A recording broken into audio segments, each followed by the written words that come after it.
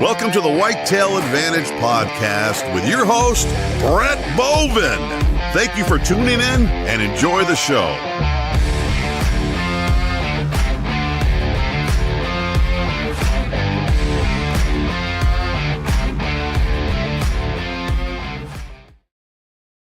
What is up, everybody? Sorry to disappoint. I am not Brett Bovin. I am John Knittit, or Knight, if you want to call it that. Welcome to the Whitetail Advantage Podcast. Unfortunately, our guest tonight, we had to reschedule. We had some scheduling conflicts, but alas, the team is here tonight. So let's get the show on the road. All right. First things first, we're not going to do any codes until the end, which means you have to sit through the entirety of the show to get your discounts. So that's what we're going to do. Like I said, we had to reschedule the guests tonight. So we have the team here. We got Dave, Squatch, and Brett. If you're unfamiliar with the show, this is the electronic campfire. We all like to hang out, shoot the stuff, and just talk, man. When we have guests, we talk about that state and what it's like to hunt in that state. Tonight, we're just going to see where the conversation goes. Like I said, it's the electronic campfire. Comments during the show. If you guys have any comments, questions, concerns, complaints, anything like that, go ahead and leave a comment. If it's a complaint, we're not going to answer it. If it's critiquing on how I'm doing this show, I'm not going to listen. No, I'm just joking. Yeah, go ahead. Anything you guys want to say, comment below. We'll post it up. We'll read it. Even if I disagree with it, which, yeah, I get commented on all the time. All right. You guys want to be a guest on the show? Go ahead, hit us up on Facebook, YouTube, Instagram. Go ahead and reach out to us. We will never say no. If you guys want to hop on, feel free. I can't wait. Next thing, we say what we want to say here. We're not going to be politically correct. We're going to swear. We're going to drink. We're not going to smoke. I don't think any of us smoke. We do dip, though. But that being said, it's our show. We're going to do what we want. When you're a guest on here, do what you want. It's awesome. That being said, help us spread the show. Help us put that quarter in the slot machine. When you see someone walking down the street, be like, hey, check out Whitetail Advantage Podcast, and then keep walking. Don't say anything before that. Really did them confused. But what that's going to do is that's just going to plant the seed of a Whitetail Podcast or Whitetail Advantage Podcast in their head. They're not going to be able to think about anything but that. So help us do that. All right, enough of this idiot babbling. Let's get the show started. Brett, bring them on. And it's Tuesday. What's going on, everyone? 1st. What's up, fellas? My man. I'm just going to sit back and relax and let Johnny take control of the reins. Yeah, just sit there and drink your tippy cow. I was going to say, is it Tippy Cow Tuesday? It is Tippy Cow Tuesday on the Whitetail Advantage Podcast. Tippy cow. I'm surprised you made it. I'm surprised you're drinking that. I'm figuring after how the Notre Dame game went last night, you were probably pretty hammered. He probably took a freaking bath in it. So I have a group text with my other buddies, and it's like my dad. I call him basically my stepdad or uncle, whatever. And the running joke where we golf at is he's my stepdad, and like my real dad, and my dad is my stepdad, basically. And our buddy Ron, and in the group text, it's like third quarter, and there's like 7 minutes left of the game, and it was like 31-7. And he goes, "Yeah, we're sorry to see that Notre Dame's going to lose this game." And he's like, "I really felt for you guys." And we're like, "We still got some time left." And they came back and made it into a game right there at the end, but they ended up losing. And I still had to drink the Tippy Cow though, because it's fucking delicious. And for anyone out there that says Tippy Cow is for women, fuck off. Yeah, It's for women. Yeah, you're fired from the show then, Dave. It's that drink you drink before the Zima when you want to ease into something stronger. I'd have more respect for you if you drank Bartles and James wine coolers than Tippy cow. Oh, that's a throwback. I haven't heard that one in a while. I drink Coors Light. I drink that. That's not beer either. That's piss. I drink, and then I drink Tennessee whiskey. I Bud drink Light? that. I don't drink that Bud Light shit. You see that? What did you say? He locked up for a second. Yeah, hold on. I don't drink Bud Light. Yeah, that's it. Today, Junior. Have you guys tried Tennessee whiskey though? What kind of whiskey? It's the What? You don't even know the name of it. one flavor Oh, I that's tried is that comes in the mason jars, right? It's Basically, the fake moonshine. Yeah. Yeah. Like one flavor is like cookies and cream that we like. We like cookie dough. I knew it had some kind of fruity shit to it. And there's another one called like It Shamrock. just couldn't be plain whiskey. Hey, here's Brett. He's at the liquor store. Do you have that whiskey that's Shirley Temple flavored? Oh, guys, I want to have a Shirley whiskey, Temple. but not the whiskey flavor. You have I love ciders. I do love that fruity drink, man. I love it. It's fucking delicious. Fine, please. I want to get hammered tonight. That's right. That's right. You guys are fired from the company. Oh, good. I need a break. Oh man. All right. So what the hell are we talking about tonight, boys? I hope it has to do something with hunting. It is. It is. So tonight, 2024-2025 season's wrapping up. We have just a couple more days here to hunt here in Michigan. I figured we would go over our setups that we used this past year, successes, fails, and what we're going to change for next season. All right. I like it. So Squatch, why don't you start it off? What Yeah. I want to know everything from bow setup, how you hunted, and what changes. What are you going to keep the same? What are you going to change? All right. So you want the setup first? Yeah, let's do the setup first. All right. So of course I shoot Warhead arrows. You guys check them guys out. That's Jason and Gerald out there in the great state of Ohio. And I shoot rec broadheads as such as Johnny does. He's got his rec broadheads hat on. I shoot fixed blade FX4s. I did use the XXPs too. Bow is a Matthews Z3. It's a few years old, but I like my bow. It's a good short parallel limb bow.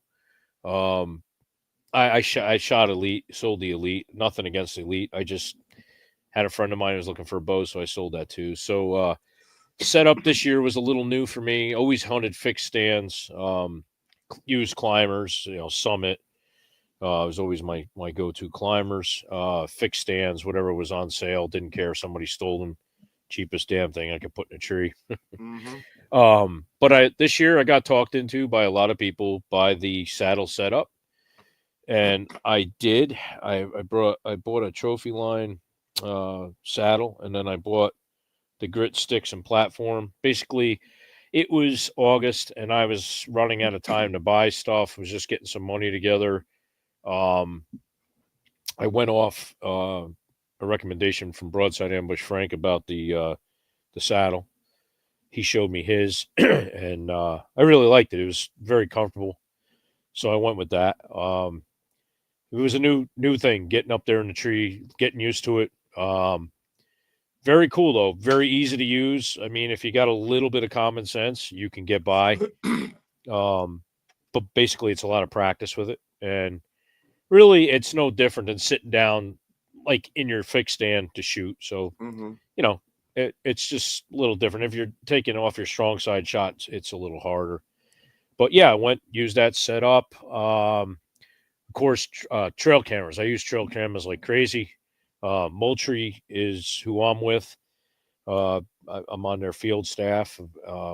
Great cameras. Can't say anything bad. I really like the way they work. They're affordable. They work very well. I've had no issues with stuff. Solar panel setups.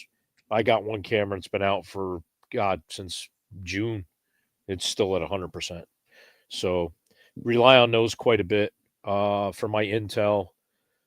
Had a couple really good shooter bucks in the property.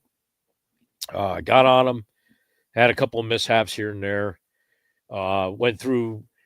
Ended up going out to Ohio. We ran into hot, bad weather down there. It was just not the really great conditions. Let an 8-pointer walk that we saw. Wasn't just anything I wanted. And then came back up here. My cameras are exploding, going crazy.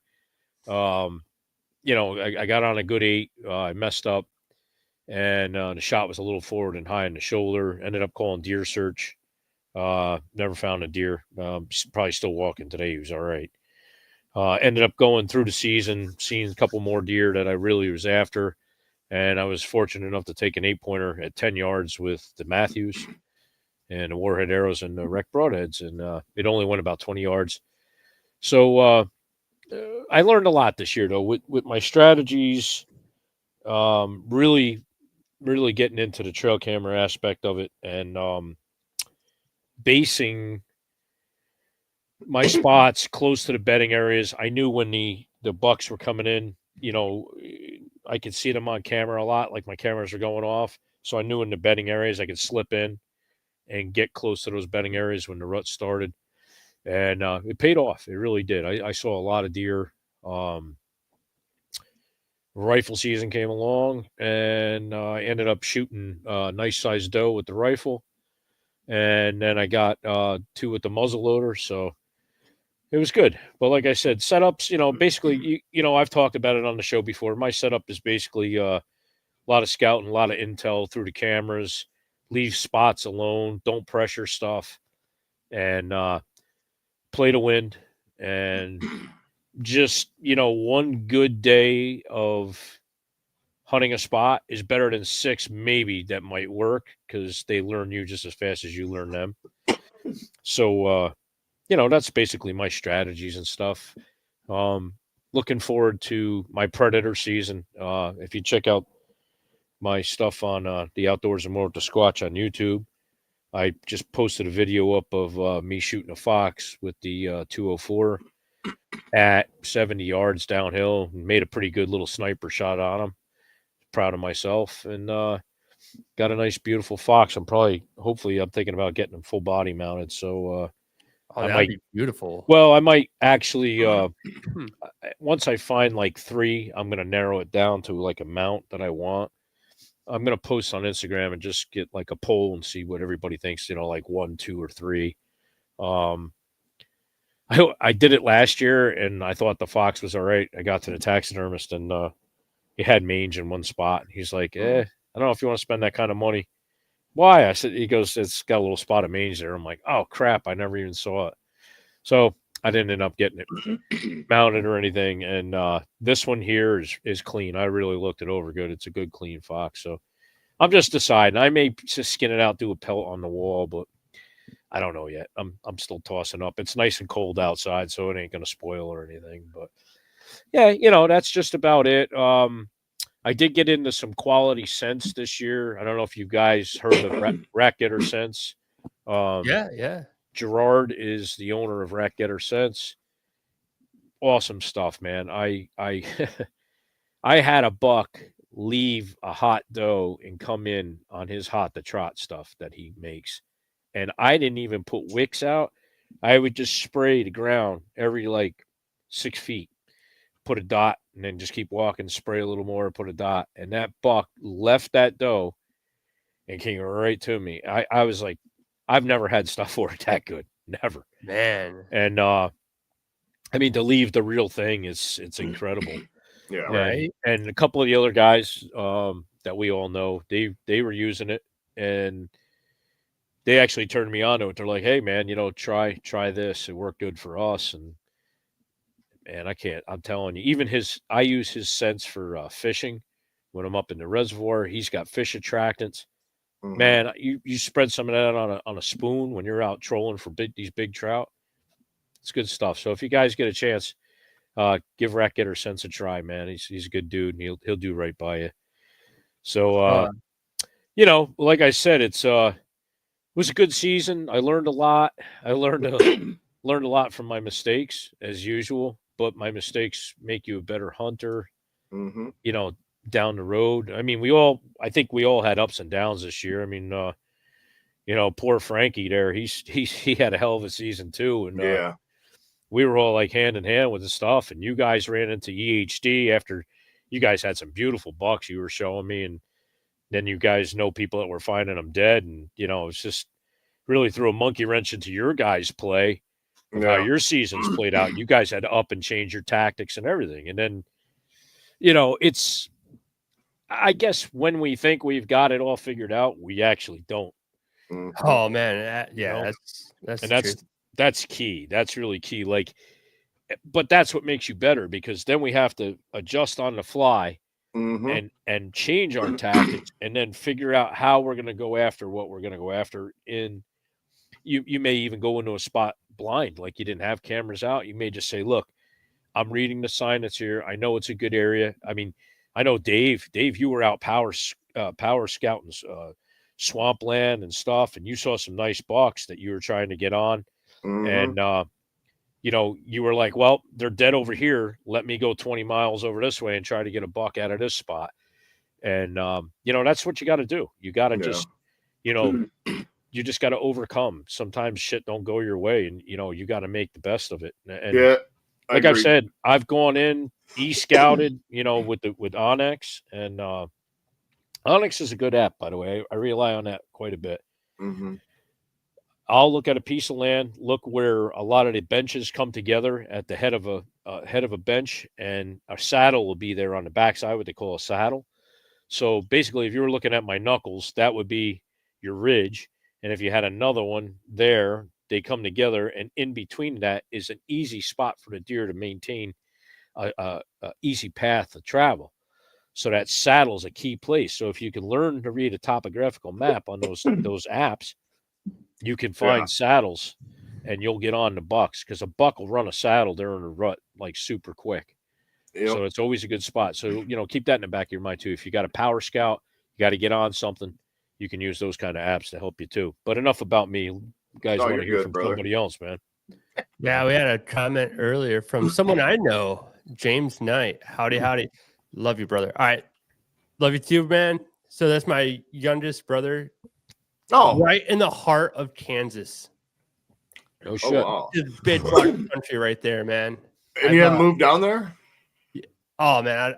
So him and I lived, when I was stationed in Kansas, we lived about an hour apart. Okay. But my little brother, he doesn't hunt a whole lot.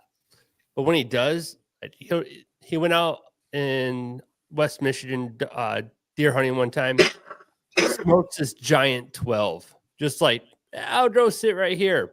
Drops a 12. Went out turkey hunting, man. One of the biggest toms I've ever seen. Drops him. It's a full body mount. I'm like, man, this kid. So yeah, but good kid. Shout out, happy birthday. His birthday was just the other day. He's happy 32. Birthday. So boy, I do want to bring up something though.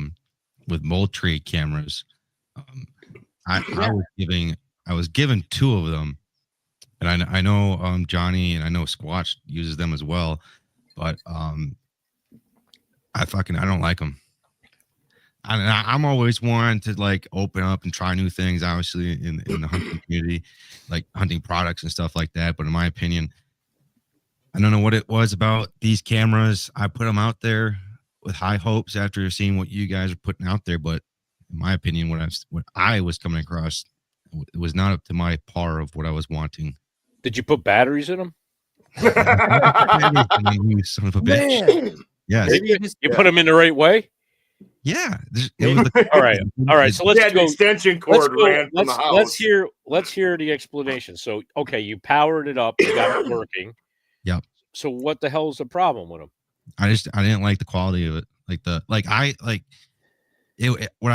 There's a lot of stuff about it that I liked. Like, for instance, like it would tell you like you have a buck that showed up on camera and stuff like that, and it would give you a game plan if you paid for extra, like the plan, which I thought was all right. Everything great, everything's lining up to what I've been looking for with the trail camera app and stuff like that.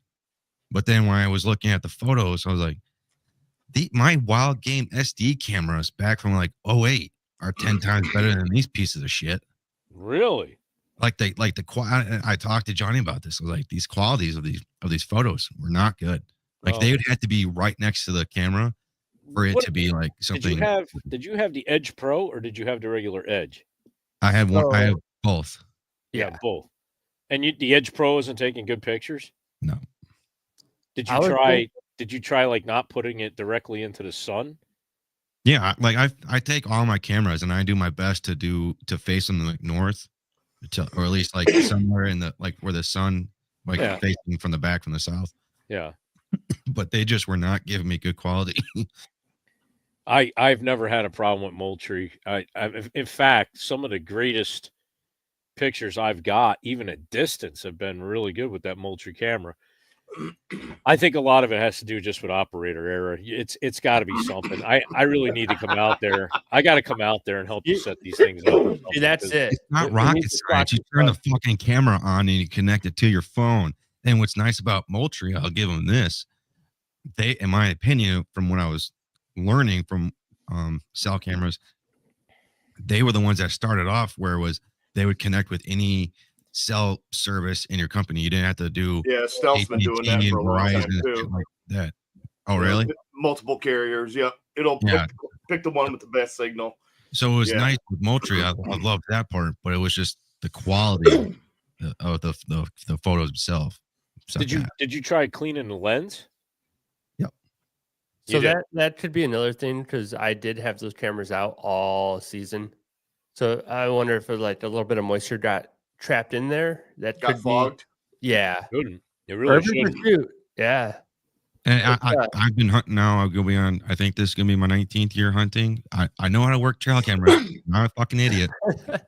That's debatable. Have you tried bringing them inside and let them dry out? To say there was like bring them inside for a week, leave them on a counter or something, and then stick them in your backyard. Put them in rice. There was nothing wrong with them when I got them. Yeah. Like they were perfectly fine. You gotta Johnny, back up. You got to tell him dry rice. He's gonna put it in fucking tape. Oh, dude, put it in an egg roll. Brett, you want to put a camera in the rice? You got a comment from this guy, Urban Pursuit. I think I know that fella. I think you do, man. You might. So yeah, he writes, I've posted a lot of pictures and videos from my Moultrie cams on my IG, and the quality seems very clear. I've had great success with mine. Then James Knight, those cameras only work being on the same side of the tree as the moss grows on. All right, now stop. Just hold on. Stop right there. Moss grows on every fucking side of the tree. It doesn't just grow on the north side of the tree. So take that and throw it right in the garbage. I think he was talking about on the outside of it. On the camera? No, like taking the camera and facing the outside, not inside. He's facing the lens towards the moss. Yeah. Oh, yep. No, but I got to agree with Dave from Urban Pursuit. Like Dave says, I've never had nothing that's bad quality. In fact, even in high grass, like a normal trail camera, or start firing off pictures, the Moultrie knows after a little bit that that's just rapid movement, not to take a picture of. Oh my God. And you can change because my camera's still from Moultrie going off with wind when it's just snowflakes. You're getting mine does that too. So you can adjust the sensibility on it. Well, I know that I controlled that, and I did it to where it's like less. But and don't get me wrong, Moultrie can set up the picture just deer, right? Yeah. Yes. Yeah, because that stealth cam does that, where it kind of just rules out a lot of monotonous bullshit. Well, everyone has their opinions when it comes to certain products and their own run throughs and shit like that. I'm just telling you, on my perspective of what I've experienced with these cameras, I don't like the quality of it. Now, someone else might like the quality of it, but me personally, I don't.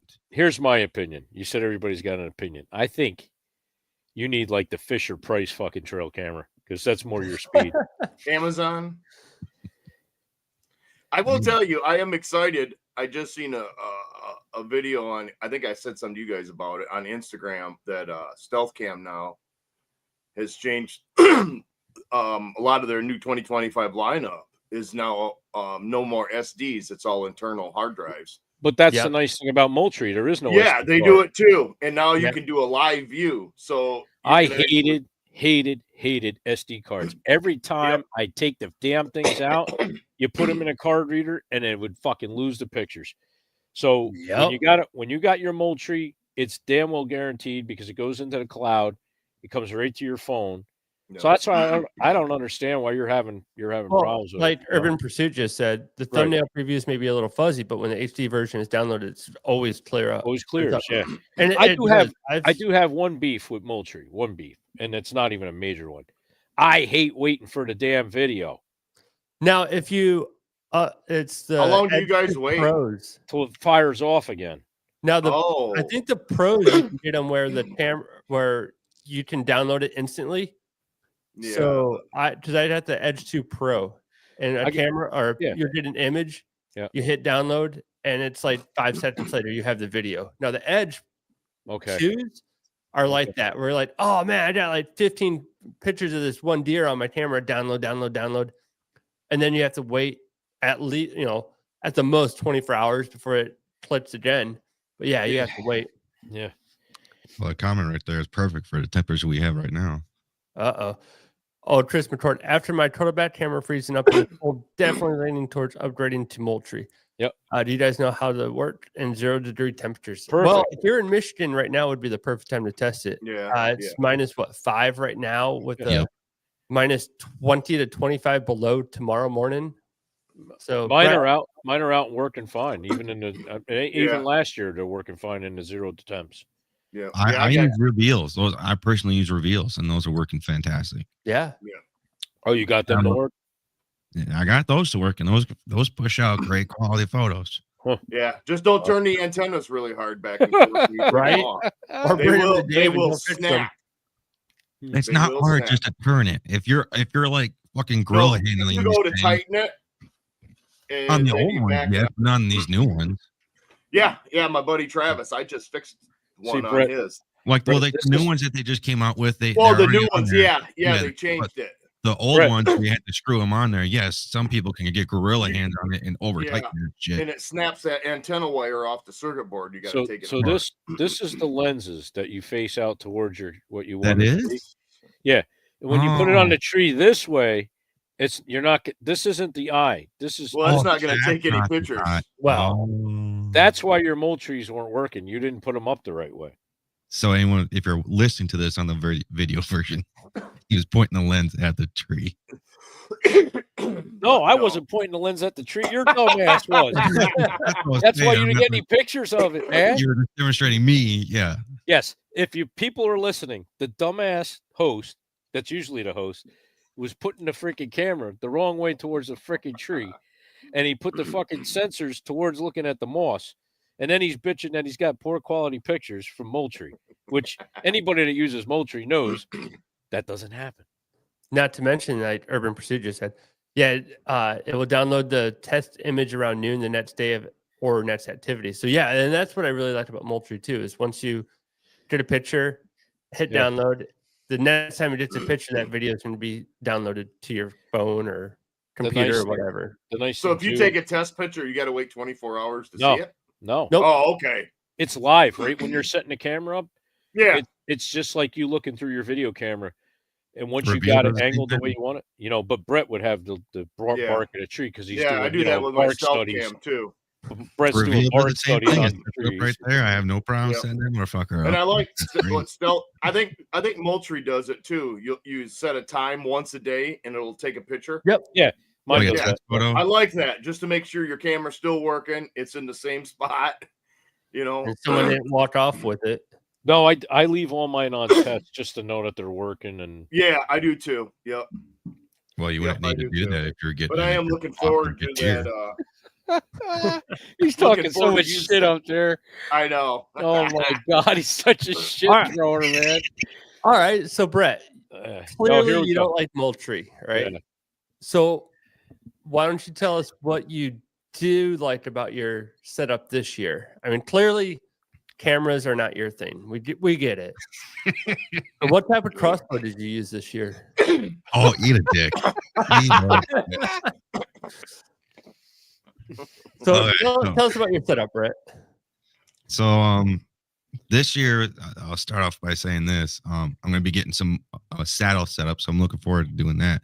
But as of right now, I've been running the Millennium 360 stands. I love those.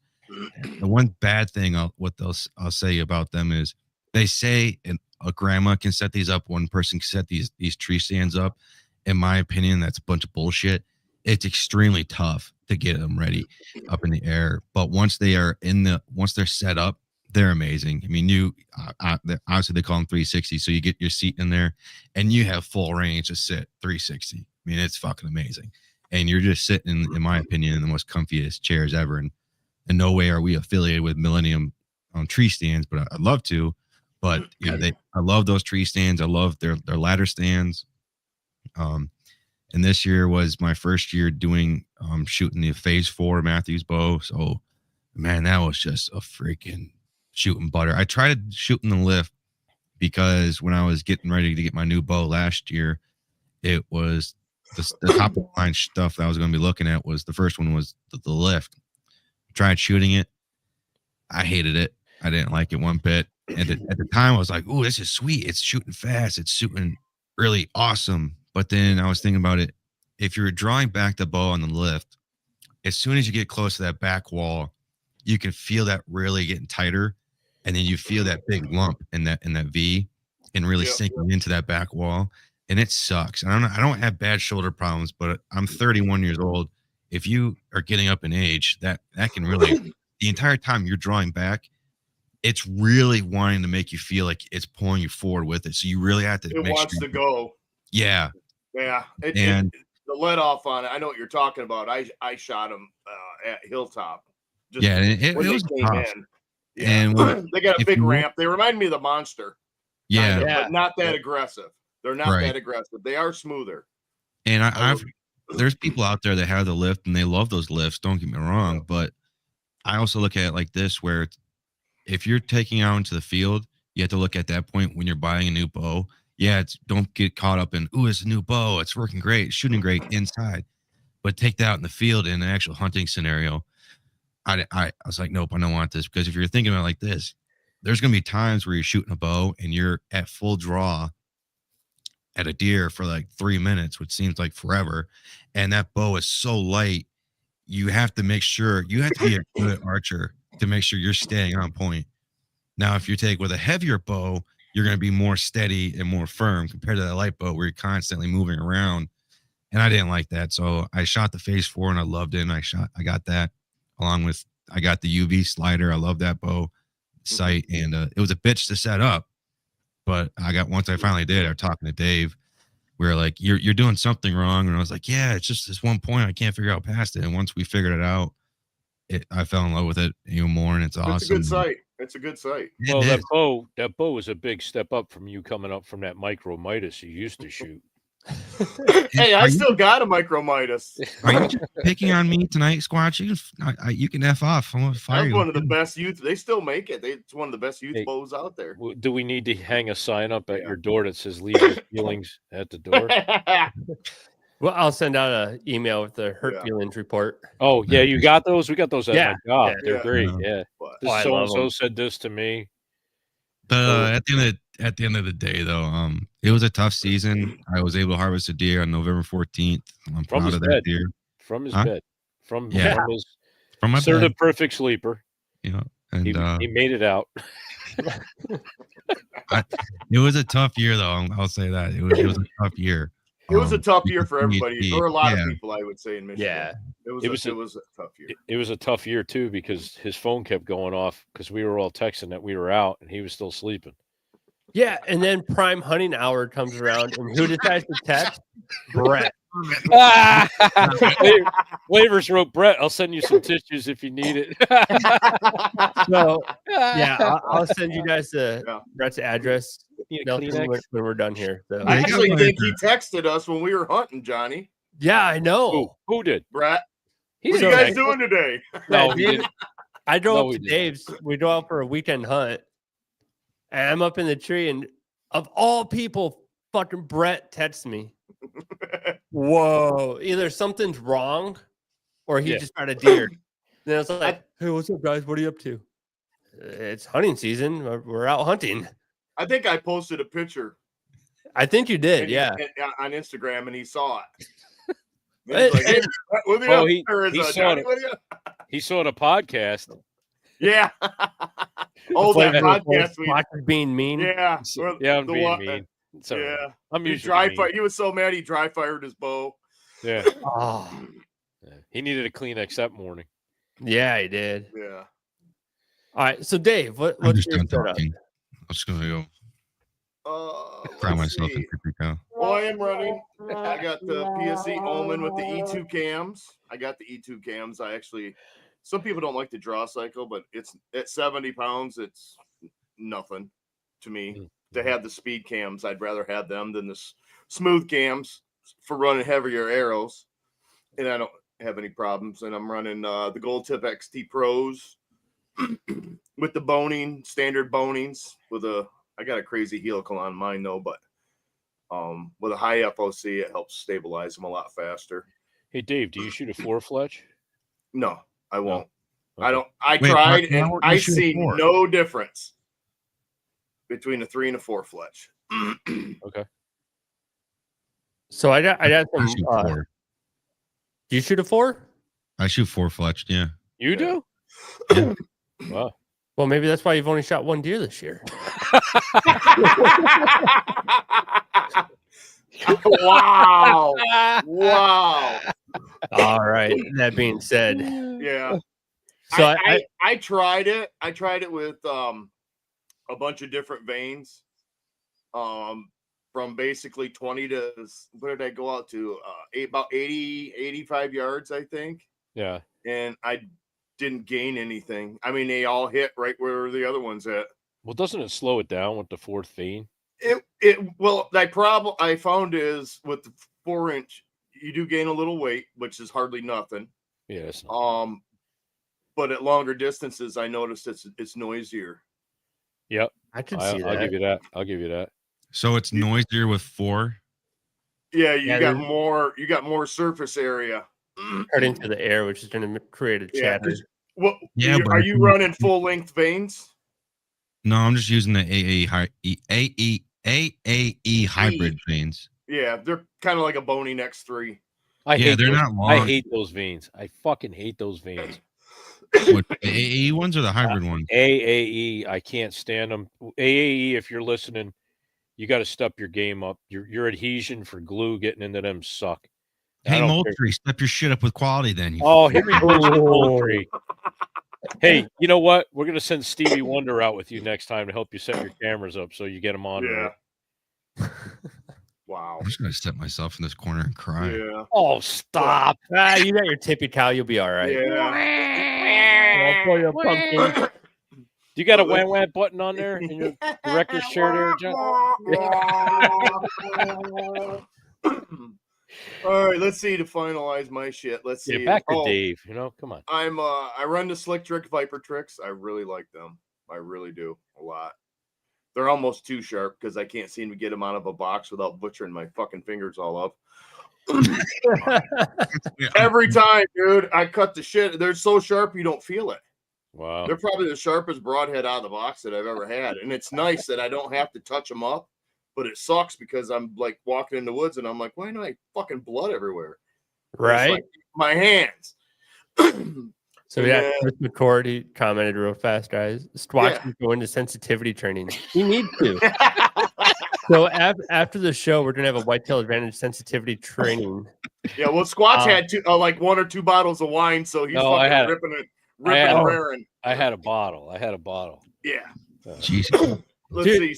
Of all nights, I'm the only one not drinking booze. I'm drinking a Rip It. I'm not drinking booze. I don't ever drink booze. I'm not drinking booze. Yeah, you're not. Yeah, either. that's a fact. That's a fact. That's a fact. Yeah. It's flavored rum. It's 14% alcohol. It's like you said, bit. I'm not drinking alcohol. You're right. Yeah. But let's see. So last year I went to the Mobile Hunting Expo, and I contemplated changing my setup to go something a little lighter for my running and gunning. And I ended up talking to, we all know Byron Horton. Yep. And Clifton Denny, who's another cool guy that was there at the Mobile Expo. And they convinced me to try the XOP, the Rubicon, which I love that stand. It's under 10 pounds. and I got the X3 sticks, which I really like. We talked about this before. You said X2 or X3? I got the X3s.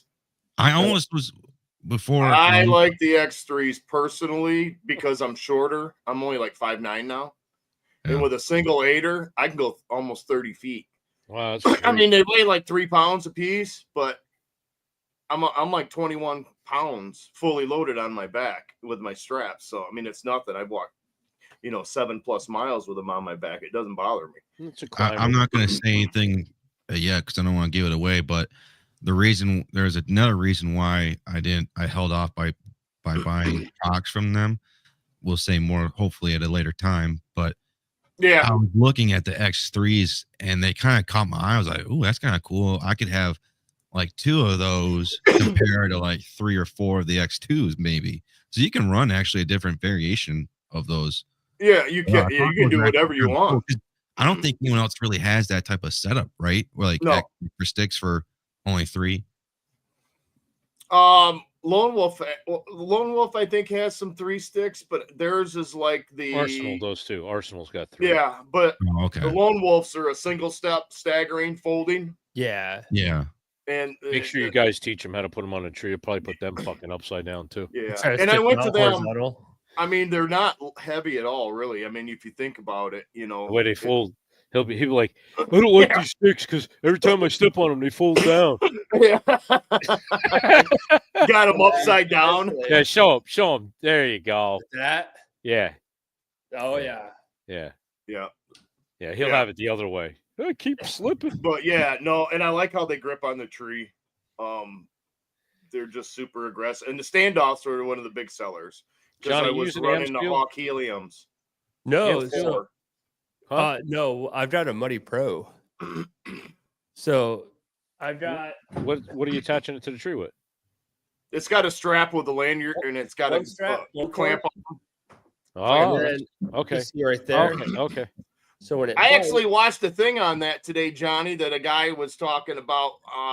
He did a mod on it because when you pull the sting out, the 2 teeth smack together and they make that metal ting. Yep. He put a piece of Hush wrap. The hush strap. rope. Paracord.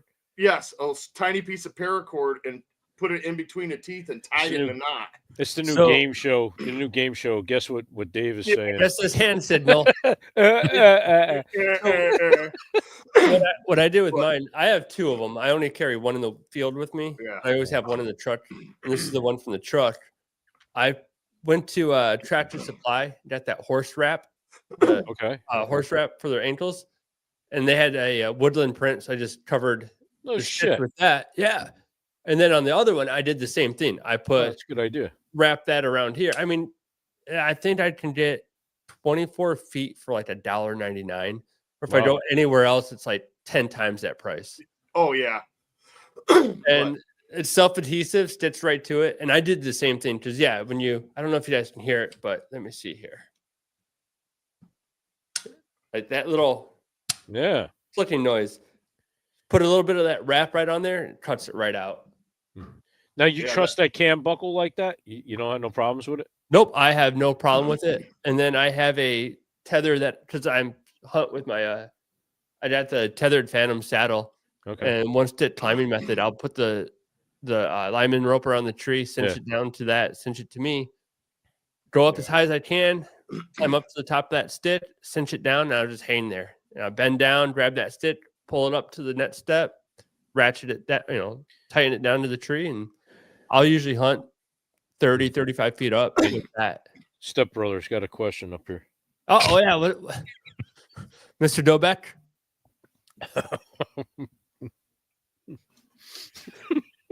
Fur. He's either got to pee or he's got to ask a question on how to put a mulch-tree up. I don't know. One or the other. Can I get more tippy cow? Legit question. Yeah. I do want to get more tippy cow, but no. So, yeah, you guys obviously know paracord, right? You Yeah. can hold up to like 550 pounds. Yeah, 550 Yeah. cord. Yeah, 550 cord. Why don't you just so to have like because I was thinking about it like for like the bridge or your tethered line or your lineman's rope, why don't you just take like 2 strands of 550 cord and intertwine them and then wrap them around the tree and use that as your bridge or your tethered, and then you don't have this giant rope basically around the tree and it's less intrusive I feel like it would be less intrusive. Well, what you will find with smaller stuff like Amsteel, it'll roll. Yep. It The rolls. surface area on the tree, and like the rope they use, it's like a boat rope kind of, So and it flattens when the pressure's on it, so it expands. Like you use Amsteel or paracord, it'll roll on hard bark trees. And that's why I run the buckleless strap on my X3s, just because the wide, the straps. it secures, and that's it. You don't have no problems. You lose weight. There's no noise because the buckle's gone off from it. So I got the Latitude sticks here, and same reason, because the cord on here is so small, and to wrap it around the tree and then cinch it around and then to lock it back onto itself, doing a one stick method sucks. It takes so much time. It's so small, and sometimes you're working when it's cold and your hands just don't want to work that well. Yeah. So if I can grab that larger cord on that Muddy Pro, cinch it to the tree, I mean, it's a no-brainer for me, anyways. And I will tell you that too. You mentioned the cold. Yeah. Trying to get them cam buckles off that tree when it's cold out and your hands are numb, dude. It's Oh, a bitch. man. It's a bitch. Especially not only when you're cold, but when you're getting down after your shot. I mean, that adrenaline's going, your hands are shaking a bit, and you're trying to work all them fine motor skills to get down. Now on a tree, it's different. Like my tree stand. Yeah. I run the cam buckles. I just wrap them in camo hockey tape. Yep. And it takes the ting away. Yeah. And then I can, how when you set your stand, to get it to dig into the tree, and you lift it up, and then you basically, they call it foot camming, and you tighten it down. I do the same thing to loosen it. I lift it up, takes the tension off from it, and then you basically pop it off the eyelet bolts there. You got a comment down there, Johnny? So all right. Is it pecan or pecan? Pecan. It's pecan. See, I'm a pecan guy. I like everything, dude. The old pecan homestead. The clinking of the cam buckle is not a deal breaker, though. It's true. I find that you'll turn an ear to it. So if they're within eyesight, they'll just bust you. But it's more like a loud, natural thing of metal and such. Yeah, like the old cam buckle smacking against your. Exactly. Not for nothing. It's my first year with the climbing sticks and all that happy horse shit. Mine's got the am still on it. Mm-hmm. Okay, so I left my setup the first time I went out. It was still early spring. I left it there like 2 weeks in the same spot. We had rain, different temperatures and stuff. Every time I went to climb up those sticks, they were solid as a freaking rock. Nothing moved. And they don't stretch. It doesn't stretch. It doesn't give. And I'm telling you, even with moisture getting on it, it was rock freaking solid. And I was very happy out of something that small diameter.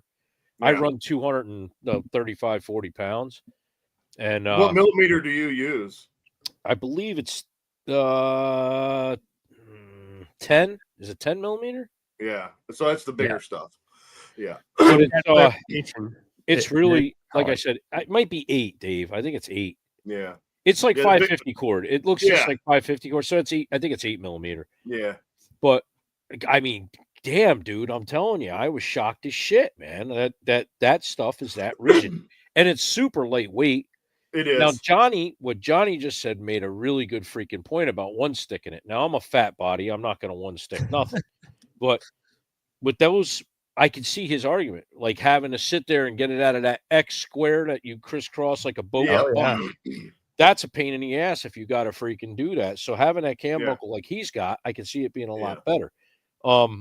But for me, I like that crisscross, because I'm telling you, man, if you keep them level and you run your rope around the tree and you crisscross that back through that, and I just give them a little set, like a little set, dude, they're rigid as hell. They don't stretch.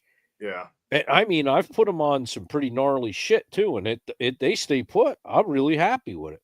Yeah. That'd be the only other thing I would go to other than the straps. If I was to go to anything else, would be am steel. And also I'm doing it for is it just like, it's lightweight. Pecan. What's that? Yeah, it's old pecan. Oh, pecan. Okay. That's how he's pronounced. No, yeah, clarification. So now you know how to say it. When's he coming on, Brett? I don't think it's set up yet. Well, we got to make it happen. Old Pecan Homestead. Yeah, so I guess I'll end my set of it. Is the next thing I'm going to purchase from XOP is going to be, I'm going to get a set of X2s. Yeah, and I'm going to get their SETI bow holder. That thing's pretty fucking sweet. I was checking that out. That's what's the weight on the X2s? X2s are comparable, like 26. Yeah, 26. Yep, ounces. Yep. I just love the standoffs on them, man. I couldn't believe the difference when they let me test them. So the X2 standing for 2 steps on one section? Yep. X3 has 3. 3 steps, yep. And they got a 5-inch standoff. And what's nice is you have boot room between you, the stick, and the tree. Yeah. Compared to other ones where it's like, so basically, like if you're putting up next to a tree, some sticks, your tippy toes are on it compared to these X2. So that's how my heliums were. Like those latitudes right there. There's not a lot of room right there. Yeah, my buddy he has latitudes too, and I was thinking about them too, but I got a size like 11 and a half.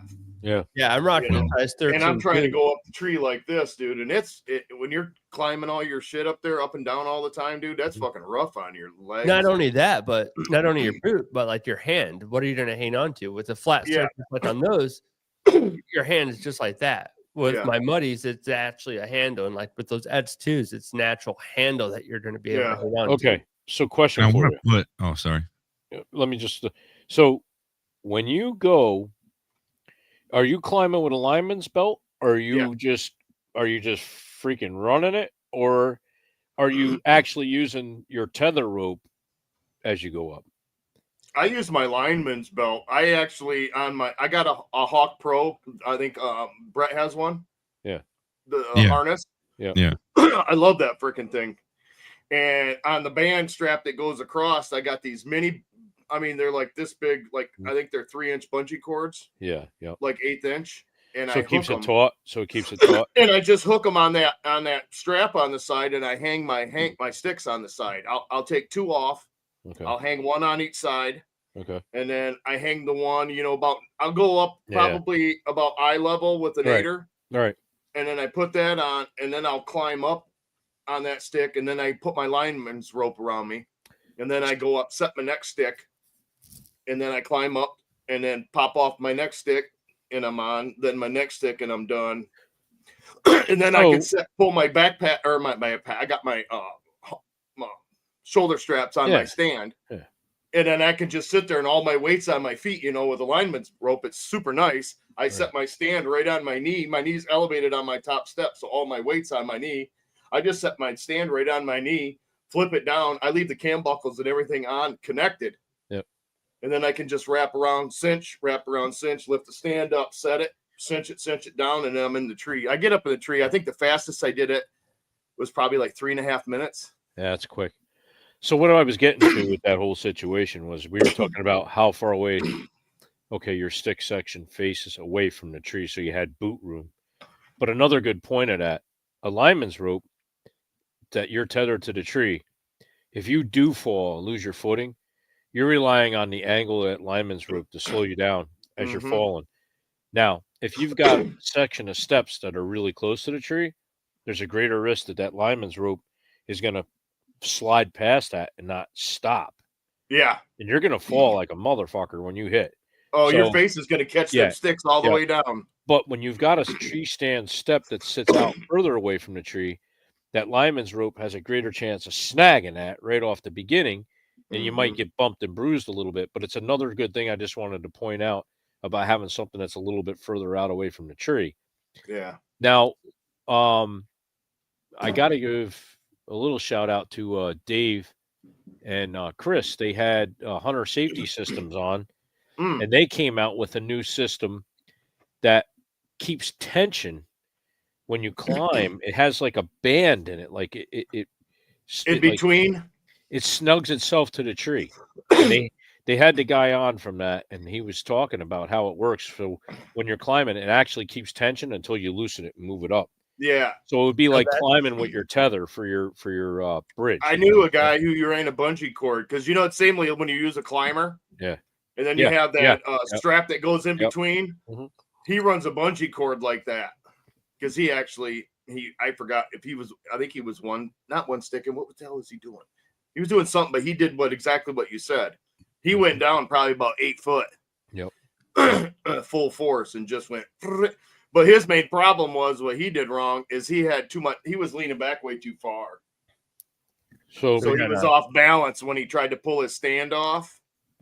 He wasn't close enough to the tree where he was sitting up, and his balance was more steady. He was leaning way back, kind of like you would in a saddle. So we got a question here from Old Pecan Homestead here. Here's my question. Clearly, tree saddles are toted as more safe because you're always tied off. Mm-hmm. I have not used one yet, but I have seen plenty of trees that I like to hunt that I can imagine you have. To untie occasionally to get around some limbs, so you can still maintain 100% tie off. But what do you find? It's pretty safe to cheat for time's sake. I got you on this one because I do the same thing. I'm a one stick. I've fallen and it sucks. What I do, yeah, as you can tell. So I have my tie off right here. It's just got a double true sit knot at little D ring here. I have two of them on me at all times. I have one on me that I have on my saddle, except for right now. But then I also have another one in a dump pouch on my bag for that reason. So when I do get up to a tree where I need to safely manage to go around a limb or something like that, what I do is I'll take that secondary lineman's rope and I'll cinch it on there, and while I'm still connected to the tree, I'll connect it so I'm double connected. Mm-hmm. Once I get that top one set and secure and I'm hanging there, I undo that one and just keep moving. I'll take it off, tuck it in my bag or my dump pouch, and keep climbing up. Because like Old Pecan Homesteader said, he's a little bit of a risk taker, and I was the same way. I was like, I'm just gonna unhook for this, and I'm just gonna stand up here. And then that's when something happens where you slip or a turkey comes out of the top, a roosting turkey when it's early. That's how I fell. Or you have pumpkin head popped out. Yeah, a pumpkin head will pop out. But yeah, I think I got your pumpkin head makes you off balance and you fall. Right. Yeah. But as long as you have two of them, you can climb up as high as you want in any configuration of a tree. You're constantly secured. You want that constant locking point where you're secure and you're not going to be able to fall out. Well, like you said, you always got two rope tethers to you anyway when you're climbing. So you could technically, if you had something that you were going to go around, tie off with the second one. Yep. As a safety, release your lineman's rope, get around it, then retether back to your lineman's and keep continuing on. And keep going. Yep. I'm a risk taker too. I mean, for years, you're supposed to have a freaking rope coming down with a prusik knot on it, with your stand, you're climbing in and out, that's really the right way to do it. Now, Reaper will take and he'll leave sticks in the tree up high, cheaper ones, and then he drops a rope. So the rope's always hanging down out of the tree all year long, and it erases the scent, and the deer get used to seeing it. So that's another thing you can do too with your setup, with that, if you're going to go around something. But, like I said, we want to be those guys that practice, safety and do the right thing. I mean, you get hurt, nobody's going to take care of your kids or nothing like that. And we all want to come home to hunt another day. So be smart about it. Don't do stupid shit, get hurt, My wife's listening to the show right now. Uh-oh. Hi, wife.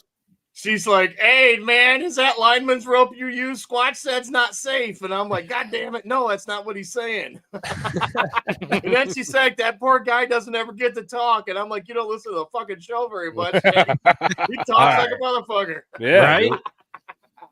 But yeah, having that rope tied off, that 2 points of contact at all times. And like Squatch said, I have 3 points of contact. I have two. It's supposed to be 3 points of contact at all times. You fucking dumb fuck military guy. You're supposed to be knowing this, not two. I am 1, 2, 3. I will say one thing. When I was younger, I was probably like you and and Squatch. I did some crazy shit. Mm-hmm. I would run if I didn't have enough sticks and I wanted to get up 30 feet and there was branches. I used the fucking branches. Oh, of course. We had the old chain stand Squatch. Remember that with the chains on them? Oh yeah. And that was as tight as they got. There was slack in them, so you could actually bang your stand against the tree. The old lock you on got limbs, in it, man. and there was I wore no safety harnesses or nothing. Me neither. And it wasn't until I got older with kids and with my wife that I'm like, I probably shouldn't, try fuck around with fate too much. You know, That's so now I use a lineman's rope and I use my harness like I'm supposed to. I had a lock-on limb that we called the nosebleed stand because just looking at it from the ground, you got a nosebleed. It was so high. Yeah. I took those Z steps, the cranking ones. Yeah. There was 36 of them in that tree, Man. all the way up. So you were you were like 35, 36 feet up in the air. Me and Johnny found some in a tree at the spot where I hunt. Yeah. Probably sticking out. They've probably been there 20 far. years. Yeah. Yep. They were growing. The tree was growing around them. Old Pecan Homestead. I've hunted some pretty sketchy trees without a harness. I'm pretty sure we all have. I'll never use a harness. Yeah. Well, I've never used a harness. Thank God we're still here. Dude. Yeah. Absolutely. Yeah. I got too much to lose now. Yeah. Brett, you got something? We want to make sure you have ample time to speak here. Yeah. This is a safe place for you. No, it's not. Oh, no, it's really not. But please, go ahead. Fuel this entertainment. It's a brave place. They changed the terminology from safe place to brave But place. I will say I am very excited about our trip this fall. Yes. Yes. We gotta lock down eventually where are going. I know where we're going. I've already picked up. I know you got that down. I'm saying when. I want to go scout. Not right now. I was wanting to go down while there was snow on the ground, but no, not now because they got hit real hard. I was thinking, I think we were talking in May. Yeah, May timeframe. Yeah, I'd like to get there when the foliage is starting to grow back so you can get more of an idea what you're seeing. When you get there, you're not all of a sudden like, holy shit, this isn't the tree I saw, or where is the tree? Or, you know, the terrain totally changes. Yeah. Y'all need to plan a trip to Oregon. Yeah, oh, absolutely, we do. Yeah, we do. Yeah, we're staying at your house, Nelson. Yeah. I'll be out there. I'll cook. Yeah, I'll help. We'll be cooking. You'll probably gain about 60 pounds. We might not make it out to the absolutely. And then, I'll be out there and listen. And then we'll go to an Oregon Ducks football game. Huh? Like I said, we'll go hunting. Yeah, fishing. Football game. Brett's gonna go football gaming, and we're all gonna be shooting big bucks. That's right. Oh, I can't wait. I'm going out there about a month from now. So yeah, it's gonna be cool for you, man. I can't wait, man. I actually almost grew up. I almost actually grew up in Washington. My Really? my dad, when he was graduating, I can tell by your liberal attitude. my liberal personalities and traits. Yeah, I know. Yeah. When my dad was graduating college for criminal justice, he had an offer for Washington, one in Arizona, I think, then one for Cincinnati. Ooh. And he was very close to going to the one in Washington. And I asked him, like, why'd you want to go there? He said the mountains. And I was like, oh, I love mountains. Nice. I got pictures of it too. Yeah. And I gotta say this one. Players Forest. I'm an hour from U of O. It's so badass. Yeah, but if you're in Oregon, right? Which I already know I'm gonna love that place, and I'm not gonna want to come back. I know that. But like that's like one of those, the elk, the bear, the fishing. Mm-hmm. So I would be so far from football. I would just be submerged in like nature, where football would be not even in my radar. I played football in high school. It got it out of my system. If there's elk roaming around where we can hunt them out in Oregon, I'm all over that. I wouldn't even think about anything that has to do with a football. Oh, absolutely. I grew up playing football, and so I correlate the fall with football and hunting season. Oh, so I know. I it's like remember. intertwined. You had your priorities switched around. It should be hunting and then football. Well, when you get a little bit older, it'll change because I played, high school, college. I played all that football too. The only times that I don't hunt is Mornings, is on Weekends, hunting Saturdays. season. morning, Monday. and in When the Waffle House opens up, he ain't nowhere to be found but there. When the blueberries are on the patches and pancakes are being made. I just don't hunt on Saturdays because I can watch my college football. It's my day to sit there, relax, and watch some college football. Stream that shit from a tree. Hell yeah. Throw in your AirPods and just Well, I mean, Who yeah. scored? Well, all right. So I can see it now. The pancake advantage with Brett Bovin. So today we're at the Waffle House on Main and whatever road. We're gonna go ahead and compare these pancakes to what it was in Grand Rapids. You just see him sneaking up, and he's got a fork and a knife, and the Yeah. pancakes are on the table, and he's like, "Shh, I'm real close." It's like the crocodile hunter, but with pancakes. Yeah. Crocky, look at that butter mitten right there. You'll catch him running into the woods with a Ziploc bag full of hot pancakes steaming out the side. No, of it. he'll have the snack bags that we got. Yeah, those snack bags with pancakes. Right here. If you guys The haven't checked it bears are out, trying to fucking rape the tree down and get to the pancakes. He'd be like, "Look, I can be really quiet out in the Yeah. woods eating my pancakes." Out Pancakes of the snack make bag. no Dude. noise. the ambush snack bags is what Oh, Brett yeah. carries They're his pancakes badass. in. And then a syrup dispenser in Blaze Orange, so he never loses it. Pours the syrup in. Dude, there you go. That's perfect. Pancake Bites brought to you by Brett Bovin. I wonder, does he have koozies up there? That would totally fit a Mickey's. You know, Garage Bar has koozies too. Yeah, so I'm in talks with them about possibly getting a custom table done. That'd be awesome. Yeah, mine should be here tomorrow or Thursday. Yeah. Because I can't wait to get that set up. So I like Go ahead, this one. Brett. No, go ahead and read it. All right. Old I'll Town try. Homestead. I could see a little bit of college ball out, but that pro shit is rigged for entertainment businesses and can be legally fits the game. I agree. Like watching pro wrestling. Exactly. Like watch the Chiefs game where the spread was like 9.5 or something, and they take a safety, and one of the announcers was like, "Well, everyone was watching that play." And Well, we went from Jared Goff to Jared Koff. I think Yeah. it was just Say that Yeah. really fast. yeah, I know. It took me a lot of Jared Goff. practice to do that. Yeah. But no, so I think we should go when we go down scouting. We'll all have to be on the same page with this. But I was thinking, get everything packed up Thursday night and leave Friday, and get up there Friday, and then we'll have half a day Friday, all the day Saturday, and most of the day Sunday, and then we can come back. That'd be Should nice. be able to get quite a bit of done. I probably got about, I haven't looked, I got about 60, 70 pins that I want to look at that look pretty good. So, Oh, that's Flavors of the Forest. Johnny's flying here to watch the Redneck brawl with us. dude, I am.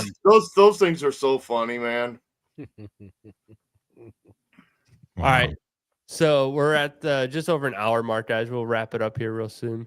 But I want to ask Brett, at the end of every episode, we have the rapid fire questions. Brett's always the dude who is dishing them out. So now it's his turn.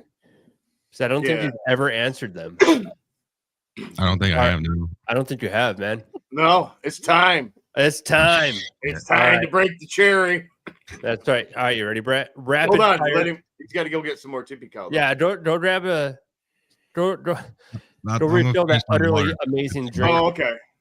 All right. Now I'm probably going to go out of order because I don't have the questions right in front of me. So forgive me on that one. All right. One animal that you can hunt, what would it be? Grizzly bear. Grizzly bear. Hmm. Okay. Okay. One animal that you could eat. If you could hunt any wild game and eat it, what would it be? Oh, man. Either a caribou or a reindeer. Same You know thing. what the difference is? They're exactly the same thing, A reindeer is a domesticated caribou. Yeah. Try again. but it is a caribou. Either way, I fucking want to try one of them, motherfucker. That's my answer. He wants to kill somebody's pet or a wild pet. That's right. Well, see, I don't want Or- to kill or- a wild or mountain caribou, sheep. but I'll Well, slaughter a fucking I reindeer. will say one thing. I've heard from multiple people that caribou is the best tasting venison they've ever had. Now, Everybody said, yeah, I've I've had it. also It heard is. access Yeah. deer. I've heard access deer is amazing as well. Yeah. Imagine the meat you could get off one caribou, dude. Oh my god, that'd be so amazing. Elk All is- right, Back elk is straps would pretty have good to be too. like your leg. That's like a moose bat strap. I want to. Those things are massive. That would be pretty awesome, though, to do a caribou hunt. Yeah. All right, Brett. If Flavors of the Force elk all day, baby, all day. I've had Right. elk. It is really good. If you could bring, or if you had to hunt with one person, one famous person, dead or alive, who would it be? Joe Biden. Yep, Joe Kamala Biden. Harris. Oh God. Obama. Dead or alive. Not Bon Jovi. I'd probably have to say Lee Lakowski. That would be How cool. with him. I haven't heard. We've been asking these questions now for a while. I haven't heard anybody say Lee Lakowski. And Why? I don't know why I always said Lee Lakowski. I don't He know would let you hunt with him. what. He would not let you hunt with him. Brett could bring the pancakes. He would be a funny. He is a pretty Ted cool Nugent. guy There you on go. camera. There you my go, pick. man. My Ted pick has Nugent, don't always get me been wrong. I Uncle feel Ted. like That's who I said would be Ted Nugent. Ted Uncle Nugent Ted. would be Me too. awesome. Don't get me wrong, but I think if I had to pick and it was like right there, I'd take Lee Lakowski only so I can pick his brain. And I feel like, don't get me wrong, my idealists line up perfectly with Ted Nugent as well. But something about Lee Lakowski, I just feel like I'd want to sit there and pick his brain and just talk to him. And his type of upbringing, from listening to some of the documentaries I've watched about him, it kind of hit that home in a way. And like I said, we've been asking these questions now to everybody, and I haven't heard one person say Lee Lakowski, and he's been my one person I go to. Yeah. I would be Ted or Dan Infalt would be one of the guys I'd really love to hunt. That What- dude is, that dude knows some shit. Yeah. Yeah. So, Yeah. I think I would have to change it up and say I would want to hunt with the founder of PETA just to really mess with them. Slap him in the face with a That's dead right. rabbit. So what are we doing out here? Oh, you just sit back and watch. We're gonna watch the nature. We're gonna No, murder. I'll do it even better. I'd be like, hey, we're out here. We're just gonna take pictures of these whitetail, Yeah. massive, like 180 watts pass, 160. I'm gonna wait for that speckled fawn to come out and just drop it, devastate them. They're like a 450 Bushmaster. Yeah, Yeah. absolutely. Yeah. 4570 or a Hit him. 38. Hit him with the old freaking tank Snub-nosed round. 500. You monster. All right, Brett. One person that you'd want to go on one hunt with, like a someone that's passed or someone influential to you. You Could be a bring someone campfire as back. well. What's that? Could it just be like a campfire too? Like if I just Yeah, want yeah. Whatever you wanted. Just Yeah. just to hang out with for a night. Hang out at deer camp with. We'll change it up and say You'll that. see me in a couple months, so you can pick somebody else. Yeah, I'll see you on Saturday, Dave. That's right. I'd have to say my grandma. I never met her. Oh, really? Really? My grandma died 6 months after I was born with breast cancer. Oh, wow. So that's why I got a tattoo of her on me, and I dedicated my last football season to her, and that's why on all my hunting veins they're all pink and white in dedication to her. Breast Because cancer awareness. obviously, Breast Cancer Awareness Month is in October, and like I said, and then actually when every time I'd score like a touchdown or passing touchdown, I'd pat my chest like 6 times for her, and like just hearing the stories, like for instance, one time my dad was like, yeah, she'd be that type of woman where it's like, you need $20? Well, you don't need $20. Well, here's $20 for you. Don't tell your dad. Yeah. She was that type of woman, and she was Nice. kind of like a prankster and that type of shit. And I was like, fuck, her and I would have gotten along and stuff. Yeah, like that. exactly. Brett's gonna be like, here's $20. Fuck you, just kidding. Exactly. Yeah. All right. Brett. 3 animals. You have to fight one, you have to hunt one, and you have to Oh, befriend God. one. I like squatches. He's just like, oh God. Yeah, we just had to show up in this segment, but yeah. Yep. This is my show. Okay. I wasn't actually planning on this either. So, all right. You've got Wait, hang on. It better not be some fucking chippies and squirrel shit. no. Give me some cool This is animal. gonna be. This is gonna be. It's gonna be a box full of liberals to choose from. That's right. Fucking yeah, you get to choose a butterfly, It's gonna be the 3 Yeah. women from the View. Joe Biden. dragonfly. Yeah. All right. Or Tiger Woods. You want African animals or American? Just surprise me. Mix. All right. A T-Rex. That's right. A zebra.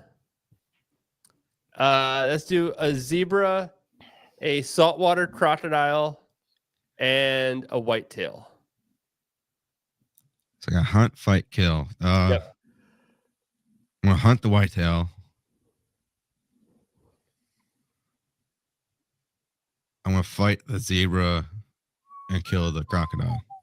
All right, there you go. Yeah, That's what I would have done.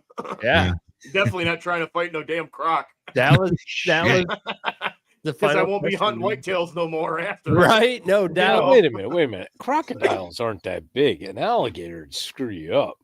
No, saltwater crocodiles. I think on average are like 18 feet long.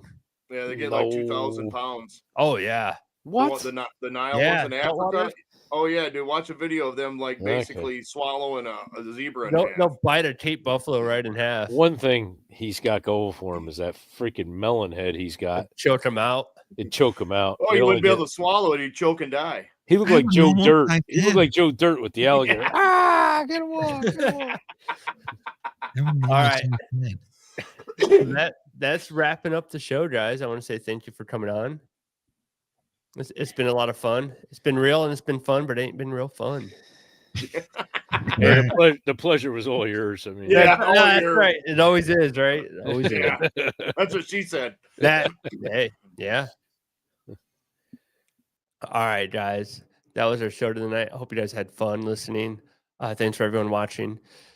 If you liked what you saw, please like and subscribe. You can subscribe on YouTube, subscribe or follow us on Instagram, follow us on Facebook. Anywhere you catch your podcasts, we'll be there. The audio episodes are released the next day, so tomorrow. So our live shows are Sundays and Tuesdays. Our audio episodes are released Mondays and Wednesdays. Go ahead and check us out on Carbon TV. Please leave us a positive score. We're also on Waypoint TV. You can check us out there. Rec Broadheads. Go ahead. When you order them, use promo code WA15 to save 15%. Bow Addicts, awesome t-shirts. Go over there, check them out. Use code WTADV10 to save 10% off your next purchase. Big one for me. Flavors of the Forest, raw garlic dust. Go ahead and check them out online, Instagram and their website. Use promo code Whitetail to save 15% off your next purchase. Go check out Madness Broadheads. I know Brett uses those all the time. They're a huge supporter. Grizz Media, we're on there. You can check it out there. And again, just do us a favor, put a quarter in the slot machine, walk up to some random guy. That's your homework. Anyone listening to this is your homework. One random person walking down the street, go up to him and just tell him, hey, check out Whitetail Advantage Podcast on YouTube, live Sundays and Tuesdays, 8:30 p.m. Eastern time, because we have listeners all over the country. But just pass on our show, guys. Seriously, it's been a lot of fun. Love you guys, and see you guys next time.